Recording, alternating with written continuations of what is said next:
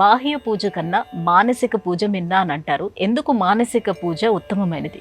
మానసిక పూజ అని అంటే మనస్సులో చేసేటువంటి పూజ, మనస్సులో ఉండేటువంటి ఒక భావన. దీనికి సంబంధించి మన సంప్రదాయంలో ఒక చమత్కారమైనటువంటి కథ కూడా ఉంది. మనం పైకి ఎంత మాట్లాడినప్పటికీ అది 100కి 1% ఫలితం ఇస్తుంది. కానీ మానసికంగా అదే శివారాధన, అదే రామారాధన, అదే అమ్మవారి ఆరాధన చేస్తే అది 100కి 99 ఫలితాన్ని ఇస్తుంది. ఎట్లా అంటే ఇది ఒక జ్యోతిష్కుడి దగ్గరికి ఒక రైతు వెళ్ళాడట. వెళ్తే అయ్యా నా జాతకం ఎలాంటిదో మీరు చెప్పండి అన్నాడు. చెప్పండి అంటే ఆయన జ్యోతిష్కుడు చూశాడు. సరిగ్గా ఇవాళ రాత్రి 12 గంటలకి ఒక తాచుపాము వీడిని కాటేస్తుంది ఈ రైతుని అని ఉంది. ఆయన మొత్తం వాడి జాతకం మొత్తం చూశాడు.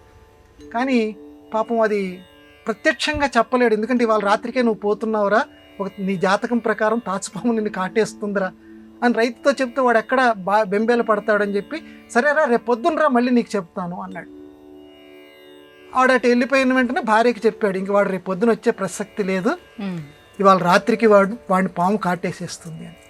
ఈ రైతు సరే రేపు పొద్దున రమ్మన్నాడు కదా పెద్ద ఆయన అని చెప్పి అలా నడుచుకుంటూ వాళ్ళ ఊరికి వెళ్తుంటే దారిలో పాడుపడినటువంటి ఒక శివాలయం వాడికి కనిపించింది.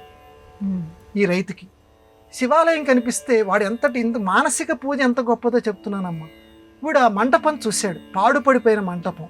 ఆహాహాహా, ఈ నాకే దగ్గరే గనక డబ్బులు గనక ఉంటే, అందరికంటే ఐశ్వర్యవంతుణ్ణి నేనే గనక అయితే ఈ మంటపాన్ని ఎంత బాగా చేయించేవాడిని, ఈ శివాలయాన్ని ఎంత బాగా నిర్మించేవాడిని, నా స్వామి దగ్గరికి ఎంతమంది వచ్చేవారు, కనుల విందుగా ఈ ఎకరాల్లో పునర్నిర్మాణం ఎంత బాగా చేయించేవాడిని. ఆహా ఎంత బాగున్నాడు, నేను నిర్మించిన ఆలయంలో ఆ శివుడు ఎంత బాగున్నాడు. ఆహా నేను కొత్తగా నిర్మించినటువంటి ఆ దేవాలయంలో ఆ శివ సన్నిధిలో ఇదిగో నేను నా భార్య నా పిల్లలను కూర్చొని అదిగో ఆ శివ పంచాక్షరి స్తోత్రం చేస్తున్నాం. ఆహా ఊహించుకుంటుంటేనే నాకు ఎంత ఆనందం కలుపుతోంది. నేను కొత్తగా నిర్మించిన మంటపంలోకి జనాలందరూ ఎలా తోసుకొని వస్తున్నారు, వారితోటి ఈ మంటపం ఎంత కళకళలాడిపోతోంది ఇలా అనుకుంటున్నాడు. అప్పటికి సమయం 12 గంటలైంది. అంటే ఇంకెక్కడికి వెళ్ళాక అక్కడ ఆగిపోయాడు. సరిగ్గా ఒక తాచుపాము సరిగ్గా జ్యోతిష్కుడు చెప్పినట్లుగానే ఆ మంటపం దగ్గర ఉంది. ఆ పాడుపడిన మంటపంలో వాడిని కాటేయటానికి సిద్ధంగా. ఆ 12 గంటల సమయం వచ్చేసరికి ఆ మంటపం ఉన్నట్టుండి మొత్తం కిందకి బద్దలైపోయింది, కింద పడిపోయింది. ఆ కింద పడిపోయినటువంటి ఆ మంటపంలో ఆ తాచుపాము కూడా చచ్చిపోయింది. వీడికి ఇదంతా ఏం తెలియదు. వీడు ఊహ మానసిక పూజ చేశాడు శివుణ్ణి.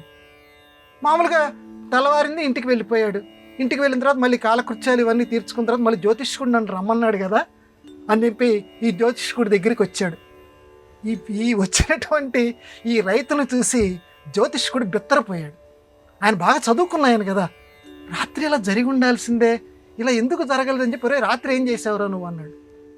నేను ఒక మండపం దగ్గర ఆగానండి, ఆగి ఇలా మానసిక పూజ చేశాను, ఆ శివుడికి సంబంధించి ఆ దేవుడిని ఊహించుకున్నాను, ఆ శివుడికి పూజ చేసినట్లుగా భావించుకున్నాను అనేసరికి అబ్బబ్బా ఎంత అదృష్టవంతుడు అని చెప్పి ఆ జ్యోతిష్కుడు అతన్ని కౌగిలించుకున్నట్టు ఆనందంతో.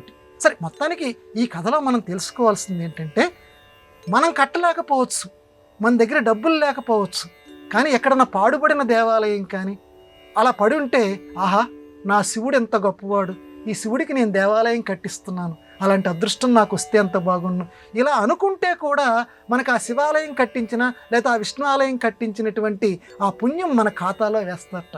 కాబట్టి బాహ్య పూజ కంటే కూడా మానసికంగా, నీకు శరీరంలో ఓపిక లేదు, మానసికంగా ఆరాధన చెయ్యి, అప్పుడు నీకు అది రెట్టింపు ఫలితాన్ని ఇస్తుంది అని మన సంప్రదాయం చెప్తాం.